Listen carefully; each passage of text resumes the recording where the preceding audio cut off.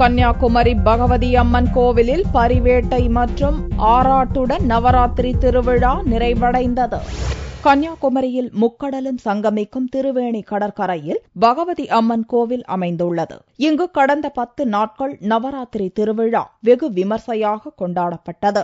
இவ்விழாவின் 10ஆம் நாளில் நடந்த பரிவேட்டை எழுந்தருளல் நிகழ்ச்சி வரலாற்று முக்கியத்துவம் வாய்ந்தது. தன்னை ஒரு கன்னிப்பெண் மட்டுமே கொல்ல முடியும் என்ற வரத்தை பெற்று மக்களை துன்புறுத்தி வந்த பானாசுரனை தேவி வதைத்த வரலாற்றை நினைவு கூறும் வகையில் பரிவேட்டை நடத்தப்படுகிறது. பஞ்சலிங்கபுரத்தில் நடந்த இந்த பரிவேட்டைக்காக தேவி வெள்ளி குதிரையில் எழுந்தருள யானை குதிரைகள் அணிவகுக்க மேளதாளத்துடன் ஊர்வலமாக வந்தார்.